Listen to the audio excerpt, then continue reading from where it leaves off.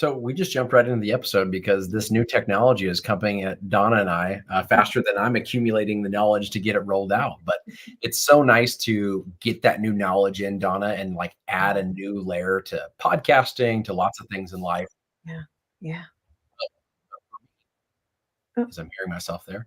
But yeah. for me, the thing I got to do this weekend with the family was I got to have a new experience of having my niece, the only girl in the family. Mm. She had a makeup set, and so if you see any glitter remnant still on Uncle KK, then that is from my niece going. She's Mhm. going to dazzle everybody. So her dad was first, then me, then Uncle Ryan, and so on. So we had a good family weekend of our own kind of therapy. Just being together in the same place. What about you, Donna? Yeah, no, beautiful weekend with just gorgeous weather here in New England. Went to a farm out in Metro West area of Massachusetts, and just like a very fun-filled day with family and friends. So yeah, it's always fun to be out in New England in the beautiful fall, and Oh, it's always special for sure. Beautiful. does it get old to see all those beautiful leaves changing in the colors? I mean, that's like No. everybody not from the Northeast is like, that's a have to go someday kind of vacation. Yeah, and it's funny because we were talking about it, how we've been different places for fall, and everyone says, "But it's brilliant here. It's just breathtaking and beautiful." So, yes, leaves change everywhere, but nothing like they do in New England. I love it. So I'll segue with our guest and music. Like there's never a time that some of my favorite songs get old. Like I can just listen to them over and Right. over and over again. They're almost part of you. There's a deeper connection behind them. So I'm really excited to add Olivia to the stage here and let folks know all about her. You bet. So, hello. Hi. Today we have with us Olivia Barnaclo, and she is a music therapist at Keys for Success Music Therapy in Cincinnati, Ohio. She provides individual and group music therapy sessions across the tri state area. And with this, she works with all sorts of different levels of disabilities and mental health conditions. She has over 5 years of clinical experience with a variety of music therapy populations, and just very passionate about older adults, and can't wait to hear more about some of the things that you're doing with older adults in music therapy. But just to give you a little bit more, Olivia has her bachelor's of music therapy from Eastern Michigan University. She's a licensed music therapist in the state of Ohio and a board certified music therapist from the National Certification Board for Music Therapists. And I think that's kind of new. Did I hear that? So the licensure, state licensure for the state of Ohio actually passed last year, and I was able to get it in June of this year. So very exciting. But the Okay. board certification, the national accreditation, has been around since 1983. So Okay, great. it's been around for a little bit. Great. Congratulations. And thank you so much for joining us. As you know, we love to talk about older adults on this show, and we also love to talk about reducing medicines and all these other things. But before we get to all of that, I would love to have a music therapist explain the field of music therapy. And as we just spoke for even just a few more minutes before the show, all the different areas. So please enlighten us with music therapy. Yeah. So music therapy has been a a health profession since about the 1940s. That's when the first university accreditation started coming out, and then again that national accreditation began in 1983. But as I'm sure you know, music is an innate part of us. It's been around for forever, since people exist. So much of what we do, so much of our body systems are rhythmic and musical, but music therapy is it's an evidence-based practice. So everything we do is backed by research, and it utilizes music as the medium to reach musical and non-musical goals. So it's a really interesting field because it's kind of like a dichotomy of combining a few things from physical therapy, a few things from occupational therapy, a few things from mental health therapy and talk therapy, a few things from speech therapy, and just kind of um, working on some of those things through a creative medium, through that medium of music, because music can connect people. Absolutely. And it's such a great way to get across different ideas than some of those other mediums. So, yeah, Mm. that's a little bit about music therapy. I Super absolutely love interesting. Oh, that. me too. So I know that I benefit from a good dance party every now and again. And I feel like, there's your PT and OT and everything that you were just talking about. What happens when we just connect with that music? How does that help us in regards to treating us, if you don't mind, and thinking about, why does that feel so good? And why do we kind of forget all the things that might be aching or hurting or causing us distress? Could you just share a little bit about that? What's happening? Yeah. So, music is what we like to call a whole brain activity. There are some incredible MRIs out there of people's brains, all different aspects of the brain lit up when listening to music, and similarly when engaging in active music making. And even that active music making can be dancing to music, right? Because it is it is one of those things that connects so many parts of our brain, and then, sends that information also to our body. So dancing to music, your heart rate is now matching the music. Running to music, your heart rate is matching the music. It's a section of music therapy we call the ISO principle, which Mm, is when music is matched to exactly where you are at in that moment. Mm, Because in music therapy, so let's say you're experiencing a lot of pain, you're really frustrated. um, mm, Starting with music that is in that mind, like headspace of where you're at, so like maybe we're like listening to something with a really intense beat, and then slowly moving to something a little bit more calming, your heart rate will naturally slow with the music, because it's and your breathing rate as well. And I've seen it in hospital bedrooms looking at their wow. stats. Yeah. Um, so fascinating. yeah. So you got to give us a little bit of the background, Olivia. Why did you get into music therapy in the very first place? Like, how does someone go, you know what, I want to be a music therapist? Yeah, it's a great question. So I've always been a very musical person. My family jokes all the time that our like the one rule in our house was no singing at the dinner table, because I would just be singing all the time, all throughout the house. That my parents and my sister were like, "Oh, we need some quiet." Okay, at the dinner table, Olivia cannot sing. Um, so I was always a really musical kid. I was reaching for the piano as a 3-year-old, all those sorts of things. And my grandmother had a rare condition, and that caused her to lose some of her speech. And then eventually she passed when I was in second grade.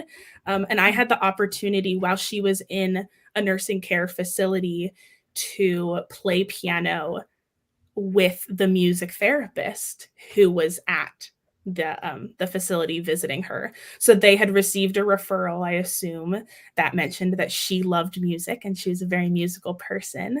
And they happened to bring in their piano while I was visiting after school one day. And I was so excited. I was like, "Can I play the piano with you?" Because I had been in piano lessons. And it is one of those moments that really connected me with my grandma, and it was really healing for myself, through my grief process, for my mom witnessing that connection, and for my grandma through her treatment. And so um, Wow. I had always known that that was really an impactful thing for me. And then I actually took one of those, like, what major should you be quizzes? And music therapist was my top choice. And I was like, "Oh man, the internet believes Yeah. what I've been thinking this whole time. That's perfect." Is that an ISO Um, moment? yeah, I was just like, "Wow, we're all connected right here in this moment in my junior year of high school Wow. computer classroom." But yeah, so then I went on to get my bachelor's degree. You have to have a degree in music therapy to be able to get the accreditations and all of those sorts of things, as well as do a 600-hour internship in the field. So you do 4 years of your bachelor's, then 600 hours of internship, then you sit for your boards. And then if you're in a state like Ohio, you also now have to apply for your licensure. Yeah. Okay. All of that before practicing. So tell us this with that kind of progression, I guess, of your education. When you get toward the end, right before you're seeing individual patients. So for example, I did a geriatric residency. Donna has a board certification in geriatric with a specialization. Did you choose any particular specializations afterwards, or is it very generalist to apply music therapy? Yeah, that's a great question. So within my degree program, I had 6 semesters of clinical, like practicum rotations. And so I got to actively witness a ton of different populations and really kind of pick which ones I was drawn to. But there's no like necessarily a specific like accreditation, like, oh, now I'm specializing in this. So as within my current licensure, I could practice with anyone who is interested in music therapy services. We call it like womb to tomb services. So it's like throughout the lifespan, and anyone who would want to. I personally, I love pediatrics. I love the NICU babies all the way to about the 10-year-olds. And then I would like to be with older adults and witness their legacy and their stories. So I really opposite ends of the spectrum. I go from seeing my preschoolers to going to a nursing home. It's amazing. That's So, fantastic. Olivia, can you share with us all the different areas where we see music therapy? I think a lot of people think like what you're saying, in a nursing home, you might see it, someone on a hospice or palliative care. But like you said, it spans the entire length of life. So could you just share where we might see it or where people might be surprised to know that music therapy is available? Yeah. So you can start with, there are actually some music therapists who specialize in working with pregnant individuals. And so like even working on that all the way through the delivery process, and then also working with postpartum depression. And then, the NICU, to be a NICU music therapist, you do actually have to have a specialized accreditation for that one specifically, because NICU babies are so precious and so fragile with sound. So NICU music therapy within hospital settings, from general med-surg units all the way to oncology and hematology, eating disorders, mental health disorders, people coming in post-attempt, all of those sorts of things. Military service members and veterans working with PTSD. Wow. Yeah, that one's a big one. Working with acquired brain injury, so anything from stroke to TBI. Again, the PTSD, that's kind of sometimes with that veteran segment, it goes like hand in hand with those two. Addiction treatment, going into residential facilities, working in rehab centers. Adults with mental health and substance use conditions. Another one of the like most commonly talked about is music therapy and autism spectrum disorder, working with kids of a varying disabilities, typically with one of those diagnoses being autism, but similarly with Down syndrome, multiple systems atrophy, all those sorts of things. Child and adolescents behavioral health, again, so that like teen mental health piece. Special education as well. So there's some music therapists who really kind of act as almost like a music teacher in education fields and in where a lot of the students have disabilities. And then again, that dementia care and hospice and palliative care. So Olivia, on the playlist side, right? So if we're thinking Pandora for disease states, right? You're saying I've got this, then I need to play this. I think of usually like with music therapy when it's self-induced by Kevin, um, like you're trying to achieve a certain mood, Yeah. overall. You're utilizing music, right? You're trying to get motivated to go and exercise or do something. You're trying to concentrate. I did a lot of Hans Zimmer in college trying to study, right, over time. But I think all of those things are really interesting to try to change your mind and your mood. For the folks listening, one thing that's really interesting to do, since it's around Halloween time, with a scary movie, there's often scenes that there is nothing other than music playing. And if you mute those scenes, the scariness drops significantly, right, overall. So it's amazing what music can do to our mind, right, to be able to illustrate things overall. But where's the data at, Olivia? Like, where does the data exist that it really does make a difference therapeutically, that folks are really starting to make gains or benefit in pain management or in psychology, whatever the case may be? Where are you seeing some of those papers come out recently where they're saying we need music therapists in this disease state to help with, what we're really lacking from other therapies and modalities? Yeah, that's a great question.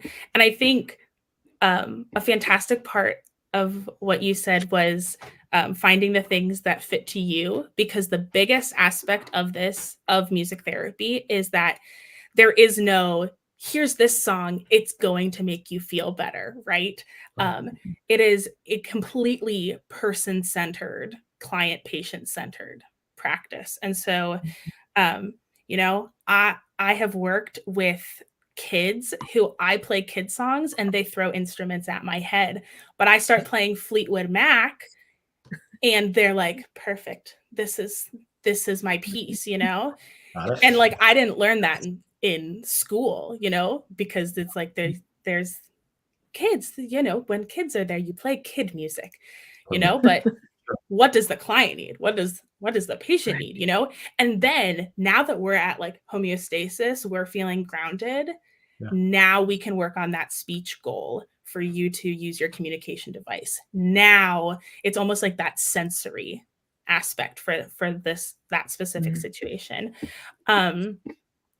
But what we've noticed is there's a great article about decreasing like anxiety and agitation during sundownings. Oh, yeah. So with people with dementia, and so just seeing that there are fewer side effects when bringing in music therapy during that time, having a reduction in the behaviors and psychological symptoms of dementia. Because some pharmacological remedies can have nausea and more agitation, sleep difficulties, versus with music therapy, it can kind of alleviate some of those concerns in the place. And that is from an article back in like 2015. So that research has been out there for like 10 years. And we actually, music therapy has its own journal. We have a journal of music therapy. We actually have two, Journal of Music Therapy and Voices, with all of our research in it. I get the books still. Super fun. Yeah, I think for Yeah. especially hearing that there's behavioral interventions that can happen without using a pharmaceutical intervention, amazing, right? Especially those ones that I know both of us have talked about and encountered in our own practices, of trying to help with an agitated elderly adult, especially when circadian rhythms have been totally thrown off, right, overall. When it comes, Olivia, I guess just kind of an add-on to my first question of like, where does the data really show us this is a great spot? How do we evaluate? Like you said, it's very personalized and patient-centered. That Fleetwood Mac versus Coco Melon. So you come into the room and you're like, Donna is going to love grunge and Kevin is going to listen to his ABC songs. Like that's immediately what you're saying. How do you do that evaluation to see that this is effective for the individual client, and then you move on? Because in the Pandora world, like the AI space or machine learning space, someone just chooses what they like and you continue to cycle in what they like. But for music therapy, I'm guessing it's a lot different, but educate me either way. Yeah. So a classic music therapy answer of it depends. So in The life in answer. this in the space that I currently work in, so I work in private practice. So I have the beautiful luxury of 2 assessment sessions where I have my entire assessment documentation. Typically, the clients that we see, especially when we're talking like individual music therapy sessions in our clinic space, they're usually referred by someone. So we get referrals from teachers, from speech language pathologists at the school, OTPT. We've received referrals like after an inpatient stay from the hospital, like, hey, you should continue doing this. Go see a music therapist while you're out. And so I get the luxury of 2 assessment sessions and they fill out our assessment form where I get that information of these are their favorite genres. This is their favorite artist. They have experience with this instrument. They don't have experience with these instruments. They have sensitivity to light and sound. Like they want to play everything very loud all the time. And then also typically when I'm thinking under the lens of like kids working with children is the parents will typically write like, these are some ideas of goals like, hey, we'd really like to work on his social skills and communication. Hey, we really need to focus on one task at a time. Hey, we need to learn how to use our communication device in the real world, in a different setting than our speech sessions. And so I get to take all that information and read it and absorb it. And then I get to toss it aside and meet the person. Wow. And so I kind of put that in the back of my mind and then just meet them and figure out what works, what vibes. I'm sure, like, if you've ever seen a therapist, sometimes you meet a therapist for the first time and you're like, I never want to talk to that person ever again. And then sometimes you meet a therapist and you're like, I'm iffy, but let's see. And then sometimes you meet someone, you're like, yes, perfect. Like we are a match. It's also the same thing for music therapy. I feel really lucky that I work with 12 other incredible music therapists and I can be like, hey, this person, we might not be the right fit, but I think personality wise, you'll work really well with this person. And then we can assess, see their needs and move forward from there. Yeah. Now, if you're talking about in a hospital, because when I worked on the med surg unit, I was like, all right, assess, treat, discontinue, Yeah. And that was just conversation, just talking with people and gaining information. So I'm intrigued about the hospital a little bit more now that you've finished with that. So I personally haven't seen music therapy in the hospital setting. I've seen in many of the others that you've spoken of, but how does that even work? Like, I love it. I love the idea of it. But how does somebody book you, or is it this person needs music therapy? Whatever hospitalist or whatever has stated it, and you go in at a certain point. Like, how does that all work? Yeah. So I can only speak for the hospital system that I worked for. I did my internship there as well. So I was not even like on their staff. This was just as a part of my training. I was there for 9 months for my internship. And so I was a part of the child life team because I also often find that at hospital music therapy is really common in pediatrics because we're constantly thinking, how do we entertain these kids, right? Like, how do we find something? And I put entertain in quotes for audio listeners, but like, because music therapy is not entertainment, it's a therapeutic medium. But a lot of people will hear like, oh, great, they can make music with the kids. Perfect. And what is really great about being on a child life team, like I was on a team with, like 30 different child life specialists, 2 art therapists, and 3 music therapists. And that was in the state of New York. So also all of those therapists had a master's level degree and were licensed creative arts therapists in the state of New York. So even a higher level of education and accreditation. And we got referrals from our fantastic child life team. It was, hey, I was talking to this family and they mentioned that one of their coping skills at home is listening to music. I think you'd be a really great resource for them. Hey, I've tried everything humanly possible and I now have to go with I have to go with phlebotomy to draw this kid's blood. Will you please come with me? And so sometimes you are meeting a kid and a family, sometimes most of the time, you're meeting a kid and a family in one of the most traumatic days of their life. Mm-hmm. And you are there to ground, to center, to learn about them, to listen to them, advocate for their needs, and hold that like therapeutic space for them. I think of one situation doing a procedural support for a really young kid with just some eating difficulties, not necessarily disorder. And Encanto had just come out. And I, for 20 minutes, played I'm the Strong One, I'm Not Nervous, because that was her favorite song from Encanto, was Surface Pressure. And so we did not talk about Bruno then. We did talk about Bruno later, though. Okay. Don't worry. But it was like her mantra for this entire procedure. And you think about being in a hospital and all of that noise and all of that sound. There's a way to encapsulate all of that within the music. I knew what key every single monitor was in the hospital. So I knew if I wanted to match the beeping of their monitor, I needed to play in the key of G with my capo on the 3rd fret, because then the music of the hospital room was the same as the music that I was bringing into the space, again, decreasing that agitation envelope of space and experience. So, and that's a part of the music therapy training, right? Versus, and like being a part of that medical team versus if someone was coming in there to just play a song with them, they'd have no idea. Wow. Totally. That's awesome. Yeah.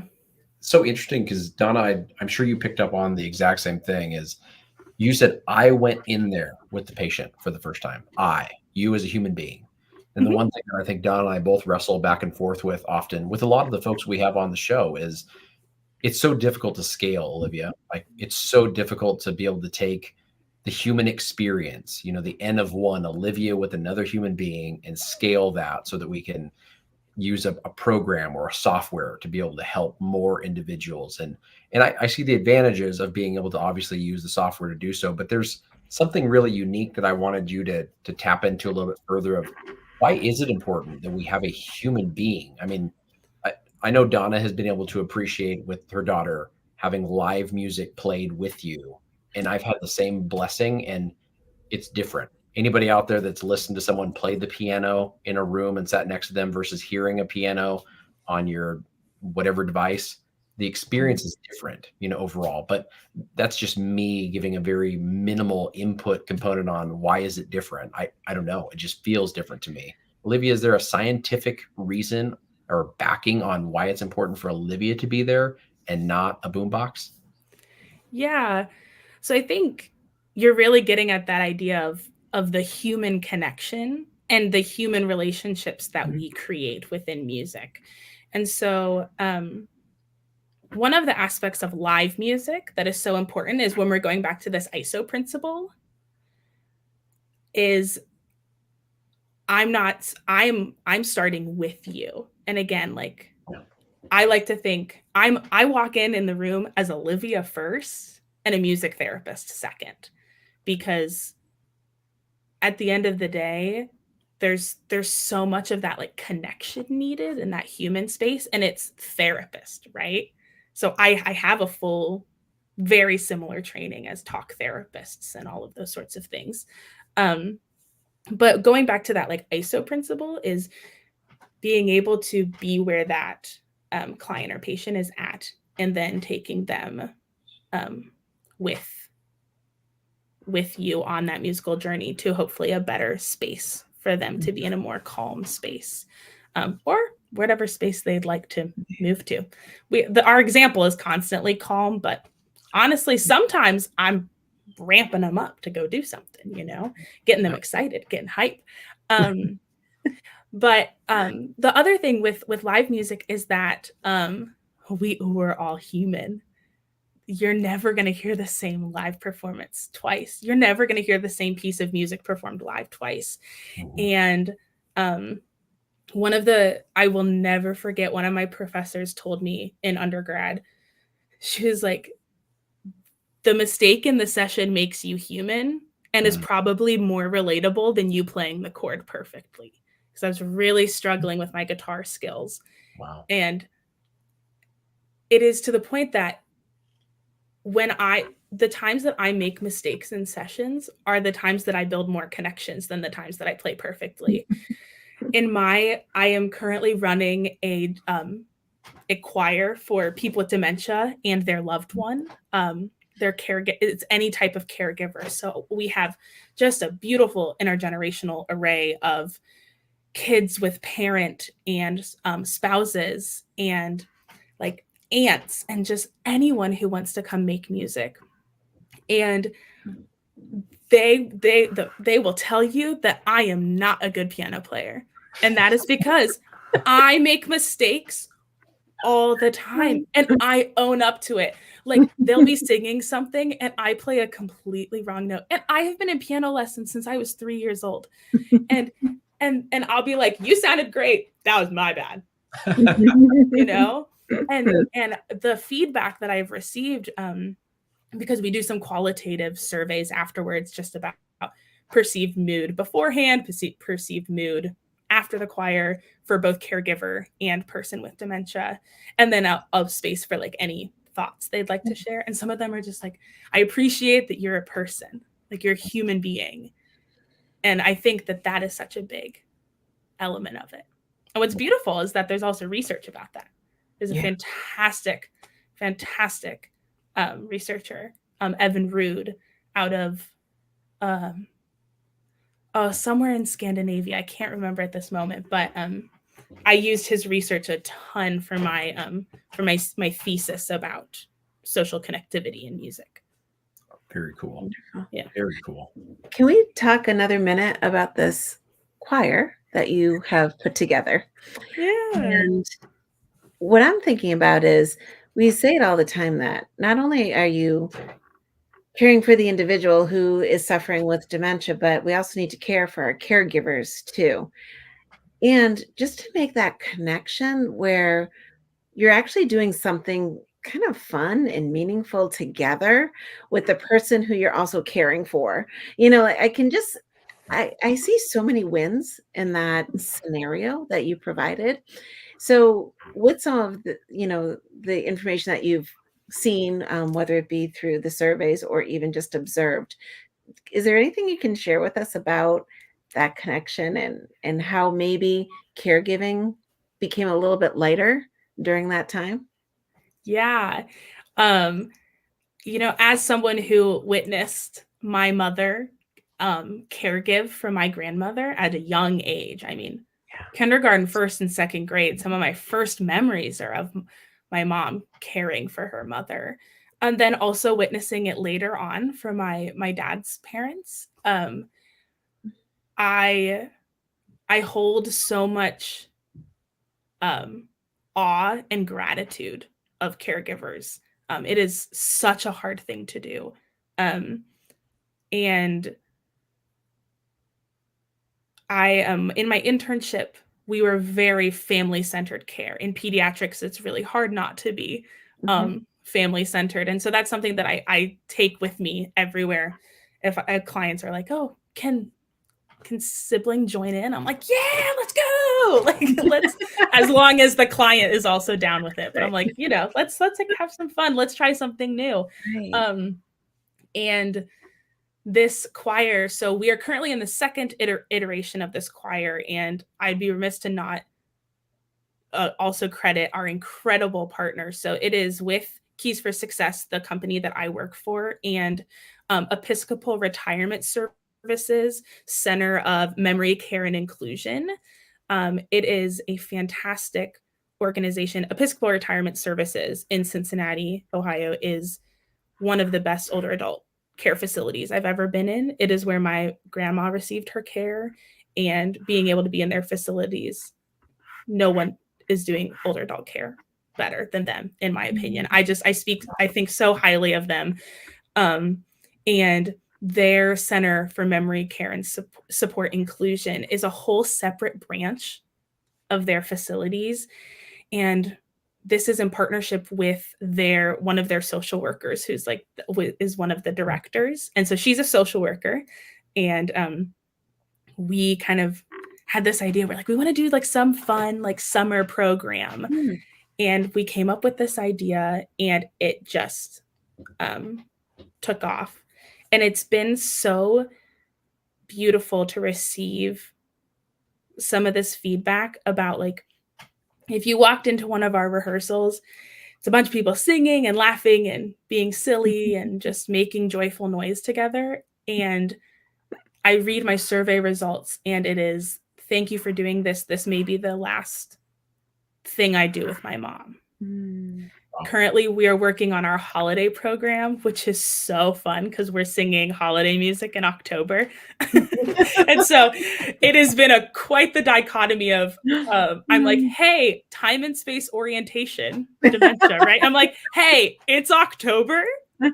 Halloween is this week. Let's sing Jingle Bells. Like, it has been such a journey of, like, we actually expanded the time of the choir, so I have a half an hour of just doing time space orientation before and after. It's fantastic. But awesome. We had, again, caregiver survey. I can't help but think, like, can't help but wonder if this is the last Christmas she'll remember. Yeah. And it's just,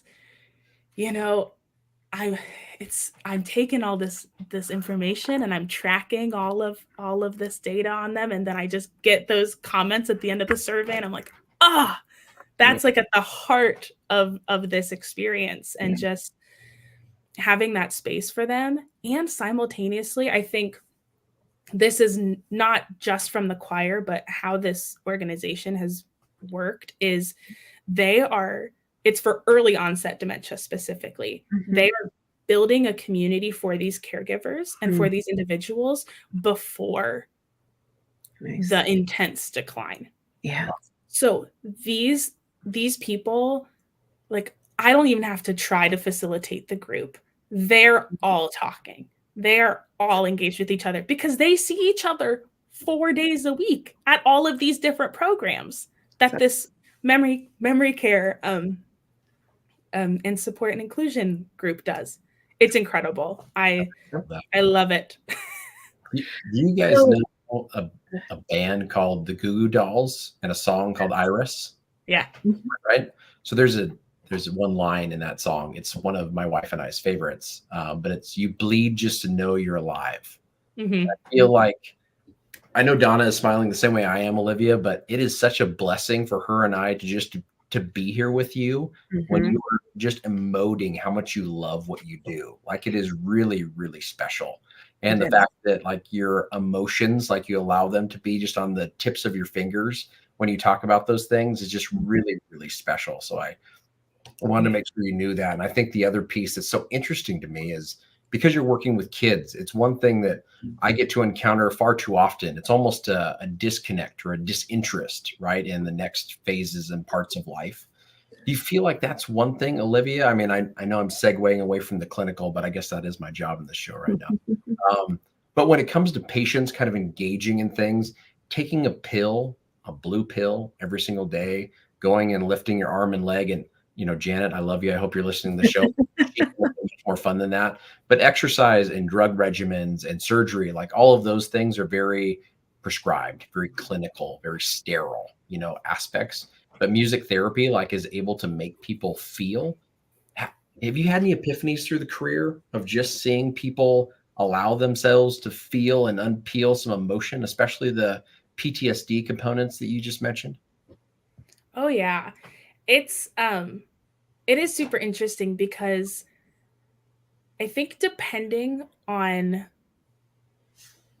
what the experience has been. So like some of the clients at the company that I work for have been with us for the entire 15 years that we've been around.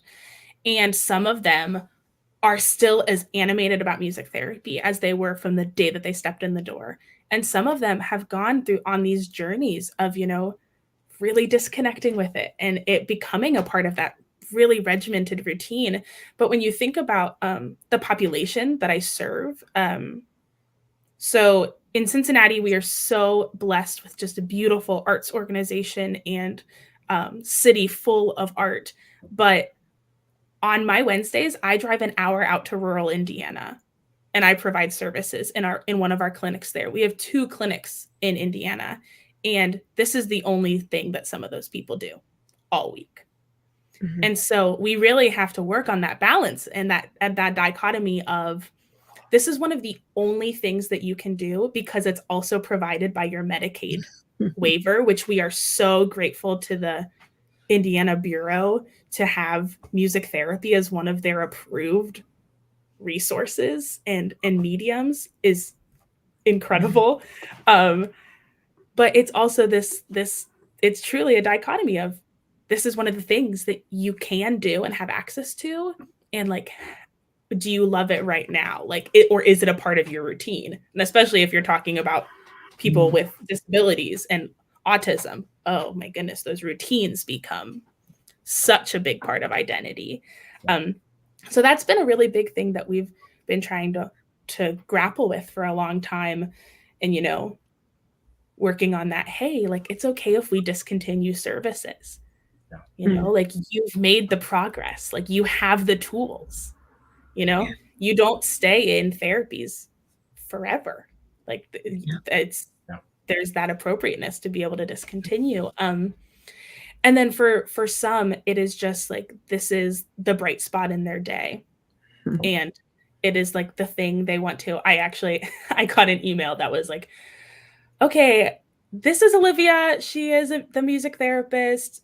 The child is the most excited to go to music therapy. So how do we bring that energy everywhere else? And I was like, well, I can't go with you to all of your services, but let's figure out a way, because, also I don't own music. I don't own that medium, and so if it helps a physical therapist to play some background music for that client, yay. I love it. You're using your coping skill that you learned in my session in the real world. Right. That's what I want. I want a world in which you don't need to rely on me. Yeah. And so that has been a huge aspect of just out of that regimen, out of those routines, and a really special part. Yeah. Olivia, how does someone access a music therapist? I say I wanted to go see a music therapist, or I felt like, gosh, I could really use a music therapist. How do I do it? Yeah, great question. Especially when you want to look for an accredited music therapist, because there's a lot of people out there, unfortunately, who use musical therapy or other terms, or even using music therapy as a term because they can, because it's not nationally protected. That's why the licensure in Ohio is huge, because now music therapy is a protected practice in the state of Ohio. But what you can do is go to cbmt.org. That is the website. And there is a beautiful button. That's where I received my national accreditation. There's a beautiful button called Find a Therapist. And you can look at it by state, just like you can social workers and nurses and therapists, and see. And board certified geriatric pharmacists. Oh, amazing! I didn't know that. Website, but I would say not on BMT. Those national boards are good for that reason. Yeah, absolutely. So I'm sorry, keep going. No, you're good. And you can like filter it by state, and if you look up my name, it says that I work at Keys for Success in Cincinnati, Ohio. Nice. So Yeah. then you can go to our website and, Yeah. get in contact with our person. If you are in a hospital, if I do this for my my cousin. My cousin has an undiagnosed rare disease that has been really quite a challenge, and he loves music. And every time he has an inpatient stay, I tell his mom, I was like, "Hey, talk to your nurse and tell them that you are interested in music therapy services. Find the child life specialist and tell them that you are interested in music therapy services, because that that referral and coming directly from a parent, especially in pediatrics, sometimes can be really helpful in getting those services into a room if you might be like overlooked at some point, because how the referral system in hospitals is like highest need, like Sure. do they need care as soon as possible? And so sometimes if you're in an inpatient stay for 5 days and I have someone who needs procedural support immediately, I'm going to go see them first.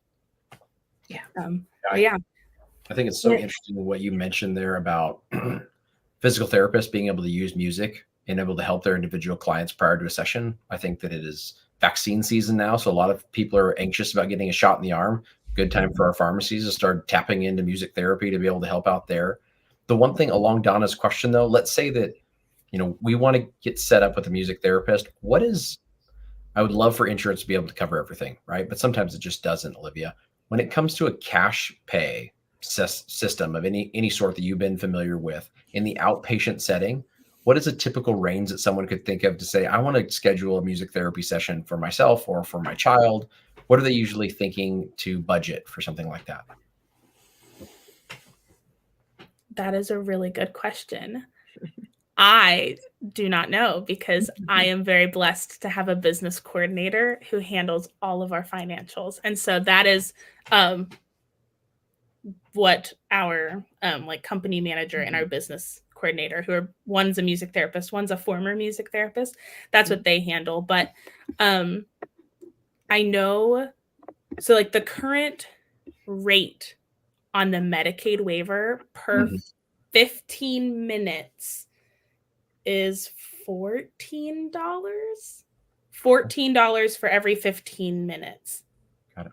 Is what the Medicaid Indiana waiver approves, I think. Don't quote me on that, because it did just change. But that is one rate. And then I know that our rates also completely depend on if we're doing in-home services, if we're going out into the community, if you're coming to our space. Sure. It really depends. But it also, if I truly had to guess, probably similar to like a talk therapist, like 80 to 90 a session. Great. Yeah. And a lot of private practices, music therapy private practices like Keys for Success, we have a scholarship program. So at all of our like concerts that we do, we have like bake sales and stuff, and we raise money at those bake sales, like donation based, if people would like. And all of that money goes towards funding people to be able to receive music therapy who may not have financial access. Love it. Amazing. Yeah. That's great. Yeah. How I know that beforehand we talked about some insurances do cover music therapy. Medicare does, and I know that hospice, for example, in Medicare covers music therapy. And then you also mentioned that there's school districts who also have music therapy. So maybe you could just check with your own school district if there's music therapy available. And then you mentioned something about grants too. And so is that grants for actual like organizations like the one that you work for, or are we talking about like a school getting a grant in from, something? Are they all different? Have you seen grants available in many aspects? Yeah, it's a lot of different mediums, but I find that grants specifically primarily come to us through a partnership that we have with an organization. So example, my Alzheimer's choir is run by grant funding in partnership with Episcopal Retirement Services. I know at other schools that I go to, they receive grant funding and then request music therapy, and we are the music therapists who are in that space. That is also typically for group services. When you're looking at individual services, so maybe you're in an IEP meeting and you would like a music therapist to come in. Ohio has this fantastic scholarship called the John Peterson Autism Scholarship, and it provides music therapy services on the IEP. And so all of our music therapists work on the IEP music therapy goals from the IEP goals. Nice. And we have to report to the state, and just like all of the other practitioners on the IEP. So that's a fantastic resource. And best thing about it is you can go into the school and do the session there, or you can come to our clinic and have it as like an after school activity. Yeah. But it's still through the IEP. That's a really great resource that Ohio has that we really value and appreciate. That's great. Awesome. And I hope that, just on a side note, and I know we didn't get involved with it as much as I had thought we would, but just reducing medicines too. And hopefully people can reduce medicines, or maybe not need as many of the as needed medicines for like agitation or other issues that might be like this. Oh my gosh, they're overreacting or they're anxious or whatever. Here, take this medicine instead. It's nice that they sounds like they might have tools, or you, or whatever the environment is, if the timing is right, that you can use music therapy in place of medicine in those areas. Yeah. That was my last question, Olivia. Do you have anything in particular that, I know you talked about rehab centers and trying to help people through the withdrawals that are potentially happening during that time, and other therapies, anything in particular when it comes to drug regimens that in particular you and the rest of the healthcare team have noticed a drop in utilization? Yeah, I'm not specifically within like addiction and rehab centers. That's a specialty that I don't have much experience in, but I do know, speaking from personal experience with my grandfather who had cancer. He had liver cancer and was becoming extremely agitated, as you do when that medication is not in your system. And he was being very violent in the hospital room, and I was not present. I was in school, and they were about to restrain my grandpa, and my mom goes, "Hold on just a moment," and takes out her phone and starts playing voice recordings of me singing. And he immediately starts breathing better and eventually was fully relaxed enough to be able to receive the care that he needed in that moment. And so sometimes it just takes that extra step to think about, how do I not use medicine in this situation, which is a hard thing to think about when that's what you've been trained to do. You know, for some, I think about the nurse in that situation. I'm like, they don't have a music therapist at that hospital. That's not in their system. But for my mom to be able to advocate for that moment, and just know like, hey, this is what is needed right now. Yeah, that's my big example.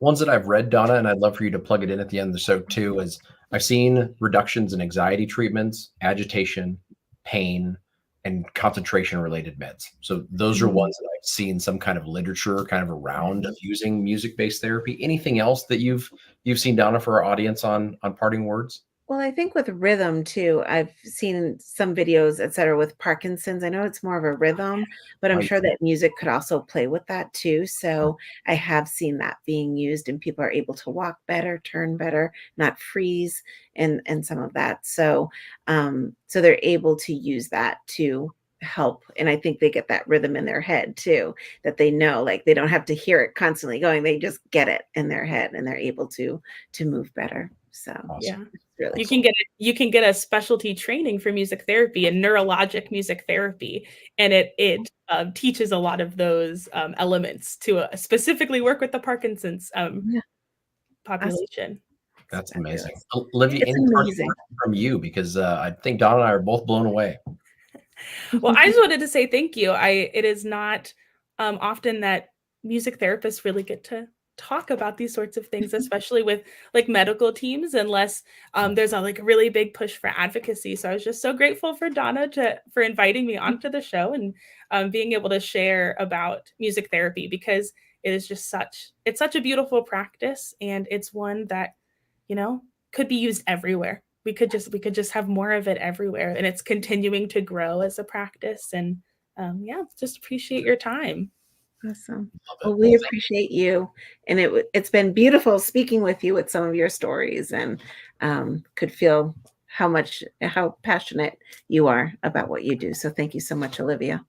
amen. Can't agree more, Olivia. Well, thank you so much for joining us. Thank you, everybody, for all the questions and comments, likes on the episode. If you guys want to catch more episodes, you can go to YouTube, LinkedIn, Spotify, Apple, Facebook, and the list, I guess, continues to go on as we add those guys on. And I'm going to play our outro with a little bit of rock and roll for you, Olivia.